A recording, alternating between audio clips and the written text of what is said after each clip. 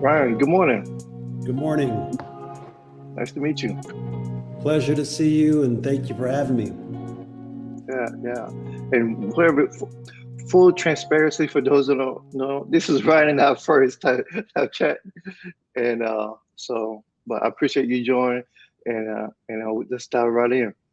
Yeah, absolutely. Yeah, yeah.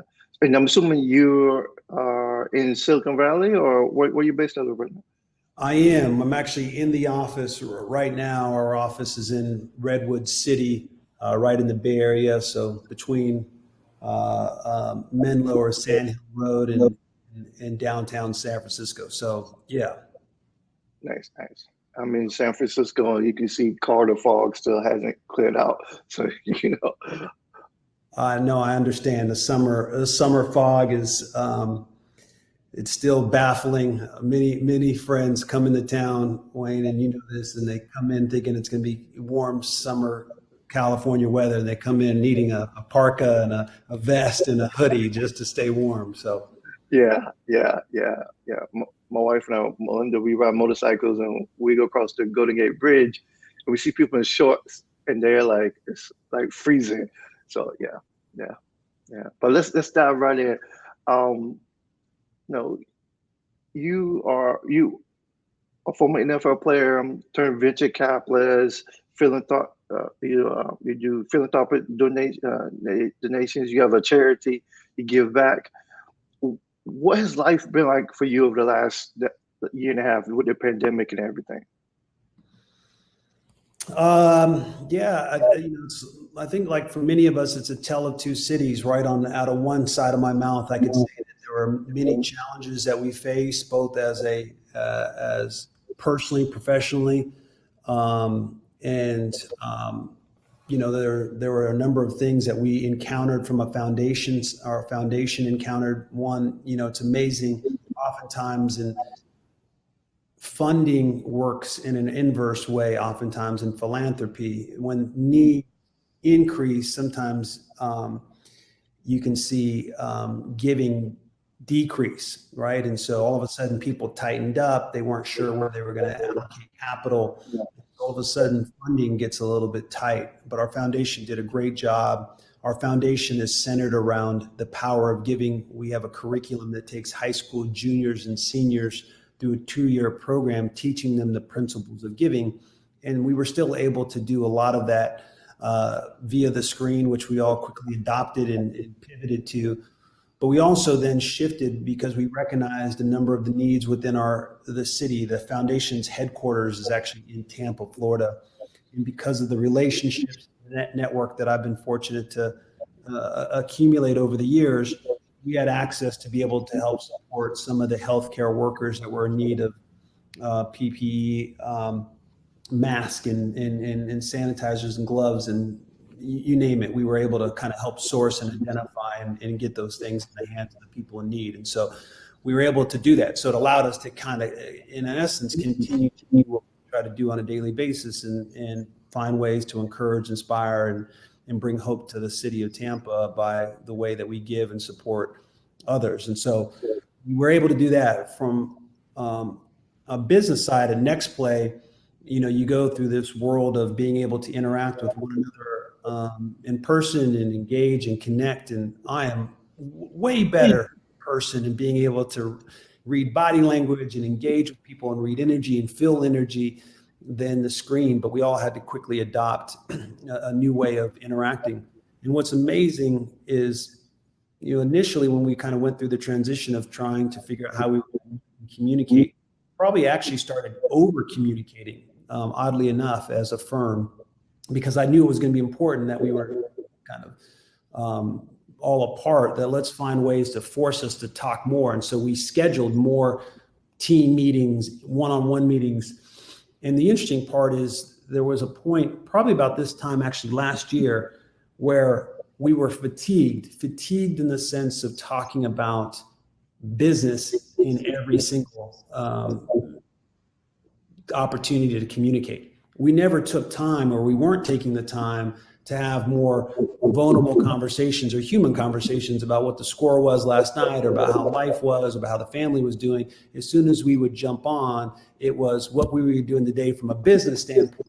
And so we realized that we were losing some of that water cooler talk. And so we've tried to make sure we're integrating that into our communication now moving forward.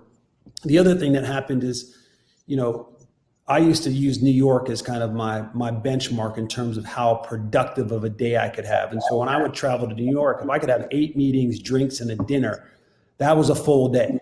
I mean, Wow. that is a bad day, right? And that was kind of, hey, that was my goal and is my goal. The amazing part now is I can have 8 meetings before noon, right? And via Zoom.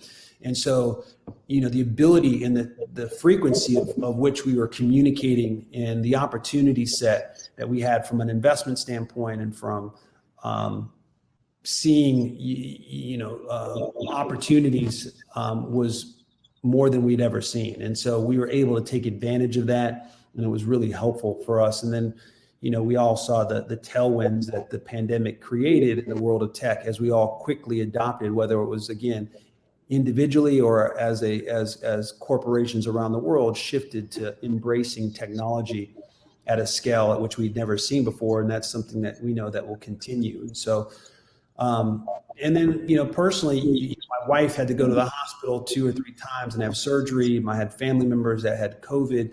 It was also very complicated and stressful to navigate these waters and understand the right way to do things, and the appropriate way to do things, and the safe way to do things. And so navigating that was easier said than done. But fortunately, we adopted a motto really early on in the pandemic. We kind of threw it out jokingly, and this is late March. Let's make sure everything we do is survive and thrive. Survive and thrive. And so we used that mantra as a filter when we thought about when we were going to the grocery store. Is it going to allow us to survive? Is it going to allow us to thrive? Well, let's readjust it. Maybe let's get the groceries delivered. Like, we went through all of those things to help give us a better understanding of how we were going to try to navigate each day. So some days were better than the others, but needless to say, we got to the other side, and really grateful for where we are as a family, and everybody's healthy now, and where we are as a firm. Awesome. Thanks for sharing that, man. Appreciate it. I love the survive and thrive model. Yeah. Can you share a little bit about your own personal wellness practice? Like I said earlier, this is the first time I was connecting. I'm curious. Do you have one, and can you share? Yeah. Well, first, my wellness practice starts with my faith. And it starts there as my foundation, and it's it's the principles that I try to live my life by. It's the values in which I try to, navigate the world. And so I use that as a guide. And through that, it allows me to spend time. And I force myself to make sure I'm spending time reading the Word and understanding what is asked of me as a Christian. And so, that's where it starts. But it's, being able to then think about really simple daily rituals that I try to implement. And one of them is, in the morning, the first thing that I do, it's a daily ritual that I probably started, I guess probably been 4 years now. But first thing I do is wake up and go straight to the sink, turn on the cold water, and then I splash my face 3 times with water. And the first is to remind myself of what was in the past and to wash that away, and that's no longer there. Next is to splash water on my face to remind me of what is now in the present, and make sure that I'm awake and know that I'm where I'm supposed to be and where my feet are. And then the third is to wash my face and to remind myself of what's to come, and that it's a new day and that there are new opportunities that lie ahead. And so it's this ritual that I try to go through because, life comes at us a million different ways. We're really not sure how the day is going to unfold. And sometimes at the end of the day, I feel very defeated and fatigued and overwhelmed, or stressed and fatigued. But, when you think about it, when you wake up, it is a new day. it is a new opportunity. And one of the things, our firm's called Next Play. And really in life and business and relationships, the only thing that really matters is the next play. And so being able to have that type of mindset is easier said than done, and something that I'm constantly trying to remind myself.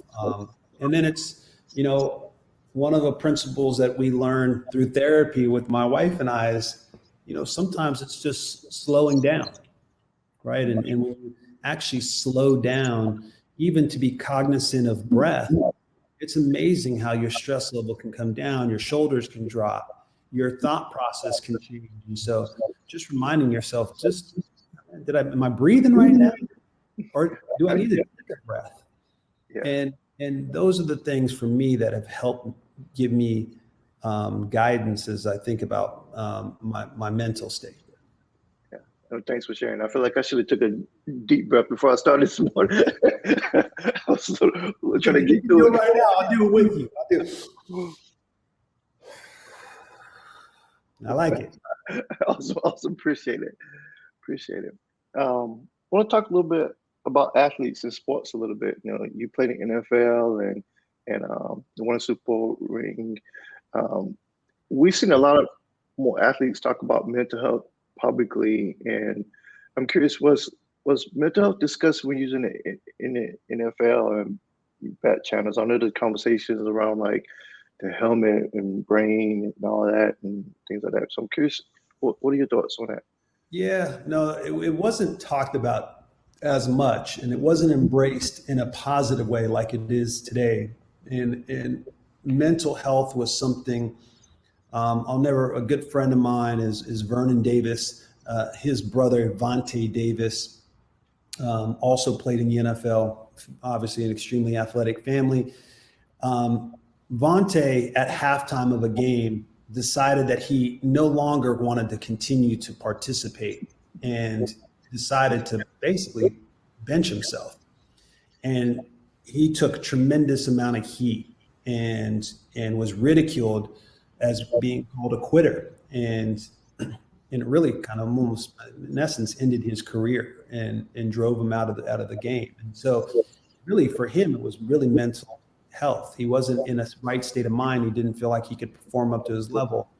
And so that was really hard for him to digest. We now are starting to see athletes, as is recently with Simone Biles, that have just decided that, hey, if I'm not mentally at my peak levels, maybe it's best for me to sit out this particular event or sport or game. And so I think it's developing a greater awareness. On the other side of that is also mental toughness, right? The life is extremely hard. Sports are extremely hard. There are a lot of challenges that we are all faced on a daily basis. And so how do we develop the rigor and the ability to be mentally tough to withstand some of those pressures and withstand some of the challenges that are faced with us? And that's a constant debate. And I really do believe one of the things that separates elite athletes is their ability to be mentally tough. There are a lot of people that say that they want to be successful. And I could probably ask everybody listening in right now if they could raise their hand and I could see them, hey, raise your hand if you want to be successful. I would say, I hope most people's hands would go up. The question isn't about want to. The question is more, are you willing to do what it takes to be successful? However you define success, and that's different for everybody. But oftentimes it's a disconnect between wanting something and then internally having the discipline, the drive, the fortitude, and really the mindset to do what it takes to achieve that goal. And I really believe that we're starting to understand that sometimes if you can push too hard or too much, it can be mentally draining and it can be debilitating and put you in a state where it can be unhealthy. And so there's this constant balance that I think is needed. And I think that's one of the reasons why you've seen sports psychology become a really important field to help the athletes and high performers navigate the waters and the stresses that come along with it. And it happens to founders. I think, maybe even more so because founders, it's extremely lonely. how do you actually really, how can you really be vulnerable to tell people the fires that you're putting out, or the challenges that you're facing, or the doubts that you have, or the wherewithal to know maybe I'm not sure what I'm doing here, or that it's not always going up and to the right. You can't talk to your board, you can't talk to your employees. Your spouse is always going to give you unbiased feedback. So who can you actually really open up to? And so you're starting to see founders as well be able to say, I need to make sure I'm getting support, and I'm getting the mental help that I need, and bringing coaches around them. And so I think that's extremely important. Can't do it alone. No, I love that narrative, that and the progression of awareness of mental health, awareness of mental toughness, and then also being aware that you may need help. I think that's great. As we talk about founders, and you started Nece Cap in 2014, and in a particular time of the tech industry, from my experience, was talking about tech as a meritocracy, and it was the beginning of like more of a awareness around like diversity in tech. Can you share some of your challenges of raising a venture fund? And some lessons? Yeah, it's hard. It's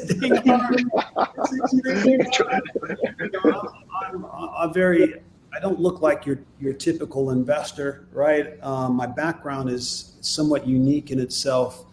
And so the resume doesn't match up to what others look like. And so when we were raising the first fund, it took longer than obviously that you anticipated. You think that you have this great idea, you have a great strategy, you have a great opportunity in front of you, and you have this amazing narrative. Then you go and you start pitching it, and you realize, wait a minute, not everybody's drinking the same Kool-Aid I'm drinking. Not everybody's on the same page. And so, hearing individuals telling you no, or that's not the right fit for us, that's hard. It's humbling. And I get it at the beginning, which, with Fund One, you realize that you don't have the track record. You don't have a lot of the things that give people comfort and helps to really de-risk the investment, right? I mean, anything that we all are investing in, we're trying to de-risk it to be able to feel more comfortable to say, yeah, that's what I want to invest. That's what you're trying to do. And you're trying to be able to trust, is this the right thing that I should put my money into? And so, one of the things that I really realized is that was really the goal, is how do I actually get to the point where I can help our investors at the time feel comfortable that it wasn't too risky for them, that they could trust us. And so I kind of thought about, the way that I would pitch and the way that we have our firm is we kind of reverse engineered what was going to be needed to make them feel comfortable. And so we put things in place that gave us structure and gave people way more comfort and visibility and confidence. And that really helped us. And then, as like most things, we live in a world with a lot of sheeple, right? And so sheeple sometimes need some alphas out there to help validate it or give people support. And so when we got a few of those key investors, and I could say, oh, well, this person's in and that person's in, that helped to make the dominoes start falling. Now, fast forward to where we are as a firm, we have close to 350 million under management. We're raising our fifth fund now. When people say no now I'd actually take it even more personal though, right? Because it's not about track record, because the track record speaks for itself. It's not about strategy. It's not about team, because their team is what it is. So when somebody says no, I actually think it's more they have a problem with me, and that's just that's my own ego, right? And so our mentor tell me one of the biggest enemies in life is your inner me, and so wrestling through that and understanding, you could have just woke up on the wrong side of the bed, right? And it has nothing to do typically with you at all. And so that's the other part that I've, become way more aware of. At the other side of the table, you're not really sure what that investor's going through in their own life personally, what their strategy or who they have to answer to. and how they're trying to maybe protect their own jobs. And so all of those variables come into play when somebody's making a decision, and it has nothing to do with who you are or your strategy. It has a lot to do with who that person is. And so I've become more comfortable with that as well, because I'm an investor in funds. And so I go through a very similar process that they're going through. And so definitely wasn't easy.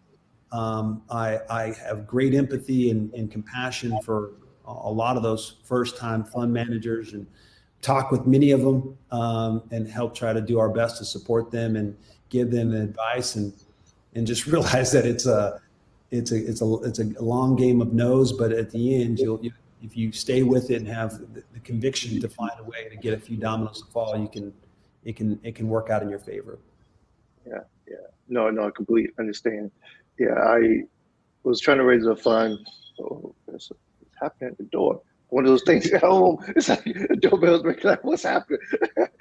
Not spending anybody here. In 2014, I was trying to raise a fund for underrepresented founders, and there's so much I didn't know.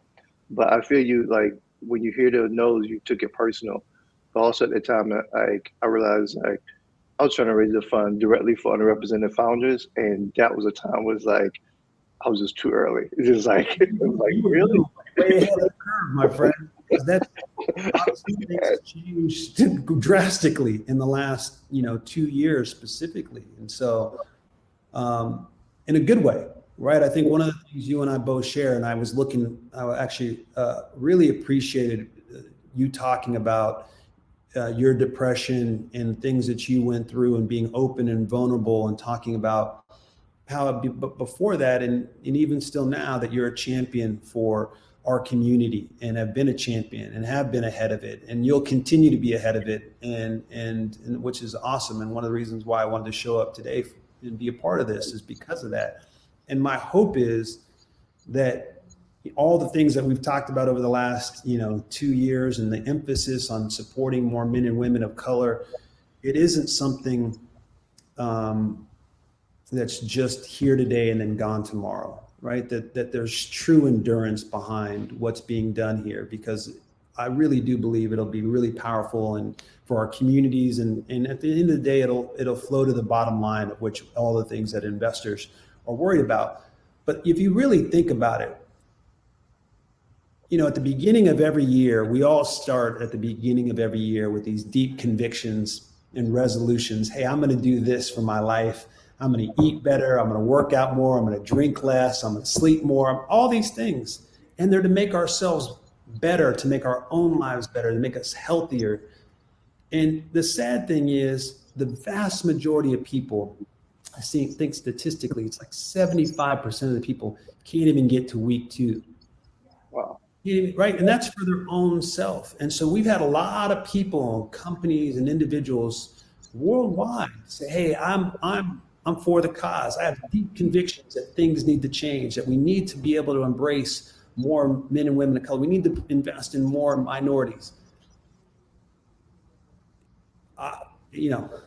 It's great to have, but do you have the endurance? Do you have what it takes to stay with it, right? And when you think about those resolutions that we do for our own life, you need usually 2 things to help give you guidance to get you through and to stay committed to working out more and eating better. You usually need a carrot, right? The reward of the actuals, to see the benefits and the effects of that. And then sometimes you need a stick, right? You need somebody to kick you in the pants and hold you accountable and get you going, get you out of bed.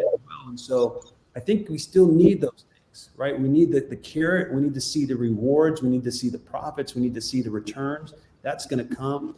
We also need community and people. There's some accountability to hold people and hold them accountable to their convictions and what they've said they're going to do, and continue to help. So I know you're doing your part, and so I appreciate that. And I look at all the chat and the people that you have coming out to support you and what you're doing with the Icon Summit. It's fantastic, and we just need, it'll continue to build on itself, which I think is really important. Thank you. I appreciate that. Really, really appreciate that. Thank you. Talk a little bit more about. You mentioned like your mentors and advisors, I'm curious, like, what are some of those advice, those tips that they give you over the years that really like, you know what, I'm going to take this nugget or this stick, this carrot with me, and then like when things get tough. Yeah. Well, first, is a principle that I learned growing up. And the one principle that I learned growing up was, when you wanted to go play basketball, if you wanted to go play on the right court, and you said you got next, people go like, who's in your starting five? And you would look around and who's in your starting five, and you better have a strong starting five. If you want to even get on that court, and two, if you want to stay on the court. And I've always kept that mindset in life of like, who's in my starting five? Right. And if I asked you who's your starting five of who your five best, friends are, who your five best mentors, who are the five books that you like to read, what are your five best investments, what you can start to get a pretty good sense of how someone plays ball or who they play ball with. And so that's been something that's really important to me as I think about trying to pursue excellence in my own life. I've had to make sure I'm around and aligned with men and women that I admire, that I believe have those qualities that I respect, because I can start to learn from them, and I feel like success and excellence in all these clues. And so that's definitely been one thing, right? And, really thinking about who you're surrounding yourself with. And another advice, I talked about it, right? I said it, your biggest enemy in life is your inner me, right? And if you really think about the ego and your inner me, if and when you make decisions in life, if you took that variable out, if you took how it impacted you out, what would the results be of your decisions? Would they change, and how drastically would they change? And I think that that's something that's extremely important. One of the other mentors, that a good friend of mine, told me to read a book called The Team of Rivals. And it was a book about Abraham Lincoln. And it was about how Abraham Lincoln, when he became president, filled his cabinet actually with all of his rivals and the people that opposed him as he was running for president, because he felt to be an effective leader of the country, he needed to have all of these perspectives at the table. And I think that that's something that's really important for us to all to do. I know there are plenty of people that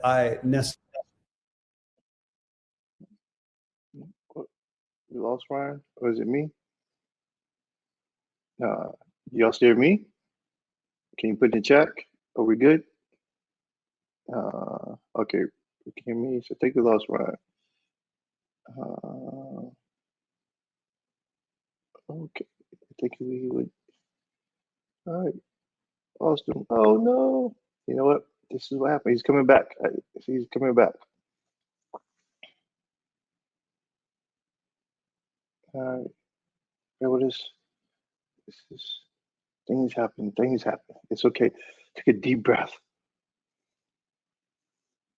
Let's come back. All right. So, right. This conversation has been awesome. Ryan dropping some nuggets, so I appreciate y'all joining. There we go. You're back. Man, the universe is conspiring to try to not make this happen. I don't know what happened there, but it's all good. So I apologize for that. Sorry, everybody. But I was saying, being able to feel at your table and feel, the people around you to have these different perspectives, even if they're not something that you believe in or something maybe that you oppose, it's still worth respecting to hear it, to understand it. Because if you really want to move against it or move to make it better, you need to be able to understand how it's different, right? And so that's hard to do. Hard. I mean, think about how hard it is to sit across the table from somebody who has a completely different point of view than you, but yet to be able to still respect it and listen to it is something that I've tried to think about doing in our daily lives. And so those are just a few of the things that I think are important and are help give me guidance as well. Awesome, appreciate it. Just a couple more questions, and we'll wrap up. You mentioned some of your work and where your philanthropic work, where you support the community. I know you have a nonprofit. You want to share some ways that you give back and why that's important to you? Yeah. When I first went to Tampa as a rookie, I came out of UCLA, go Bruins, greatest university out there. Got to give it some love. I had the opportunity to go to Tampa. We won a Super Bowl my first year, and it was an extremely amazing experience. The interesting part is a lot of people don't realize this. When you're a young rookie, it's actually kind of a lonely time of in your life, and lonely being that you're at practice all day, you're around a whole new group of men that you don't know, you're trying to develop relationships and bonds. Many of them are probably veterans that have families and friends and networks, and so when they leave work, they're not trying to hang out with some young rookie per se. And so you go back to your apartment, and so for the first year was just trying to get acclimated to the new environment that I was in, leaving LA, going to a new city. And so the way that I did that to try to get a better sense of where I was living is I started to volunteer. And I started to go spend time at different nonprofits. I started going to obviously different churches. And I started to get a better sense of the people of the city. And it made me start to fall in love with the city.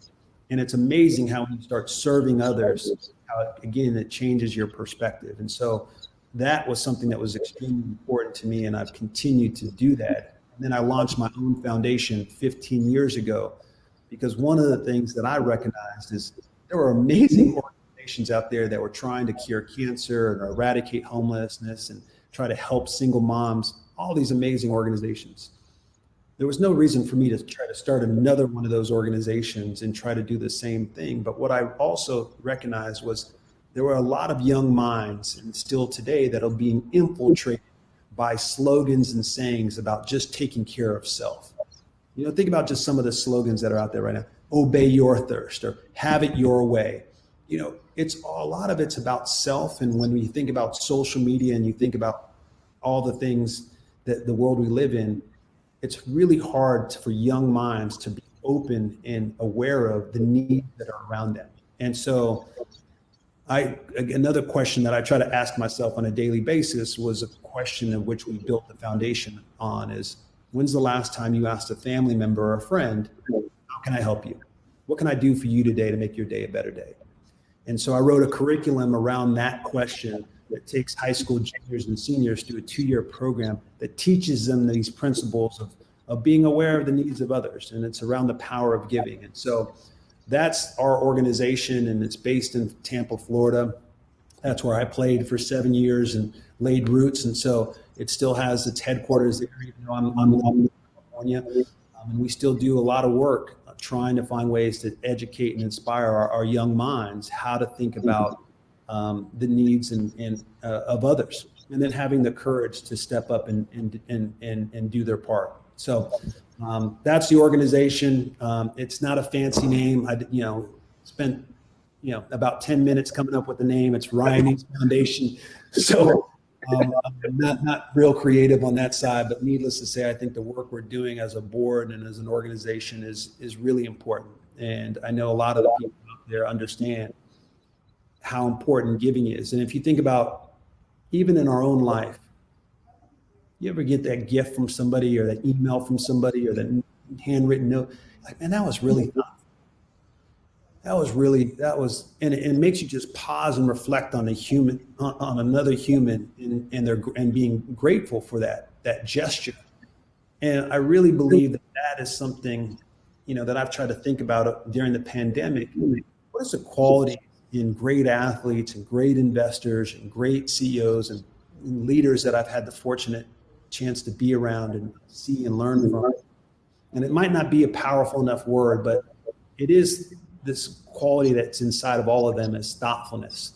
They're thoughtful about the way that they approach their sport, their craft, their skill. They're thoughtful about the detail of which they're building their company. They're thoughtful about how to invest in being collaborative.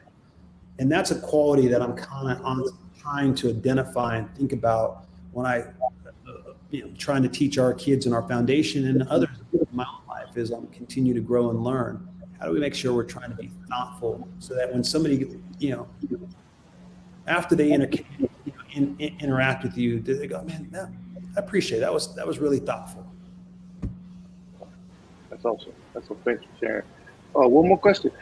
There's a lot of trends out there in tech. You're an investor, and there's a lot of talk about NFTs and tokens and Bitcoin, and then there's AR and VR, Oculus, and what, even like there's a lot of movement now in um, you know, flying cars, flying motorcycles, in the transportation industry, and batteries.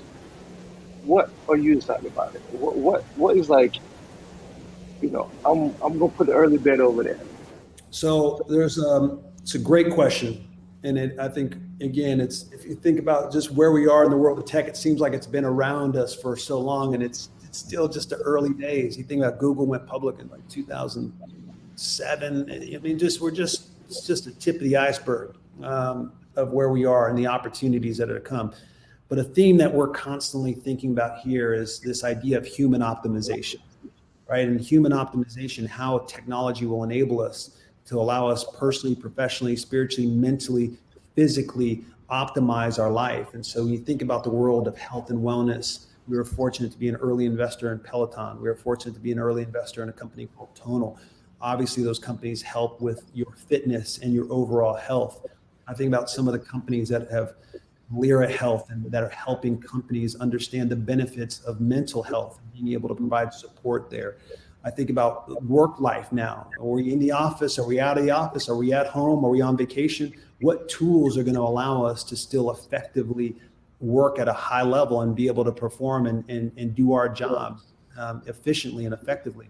I think about the world of fintech, another area that we've seen a lot of movement in. Robinhood just went public, they're absolutely crushing. But the ability to eliminate the friction in the transaction process, right? Whether that's between businesses and businesses, or customers and potential businesses, or even in the way that we manage our own personal finances. All of those things kind of center around this bigger, larger umbrella of human optimization. And so, it's pretty fascinating time. We're an investor in a really exciting company called Guild Education we just invested in, that provides education as a benefit to Walmart, Target, Volte, JP Morgan, Coca-Cola. They're now, these large corporations are now allowing their employees to go back to college for less than $1 a day. That's unlocking unbelievable opportunities across a number of our cities and neighborhoods across the country. And so, those are companies that I get excited about supporting and getting behind. Awesome. Right. Well, I appreciate it, and great answer. And I appreciate your time, and appreciate you showing up this morning and joining us in the office, and also all the things you do in the community, and being a representation of us as Black and brown men and tech in their life. And so much success to you, health and wellness in your family, and everything you're doing. I appreciate it. And I appreciate everybody, that's here listening and joining in. It's another principle that I live by. The first step to getting better is showing up. So everybody that showed up today, you're getting better. Thank you for the summit. And I know that the rest of the speakers will be much more enlightening than me. And I know that it'll be great. And wish you guys continued success. Thank you guys so much. All right. Thanks, Ryan. Have a good day. Yeah. Bye-bye.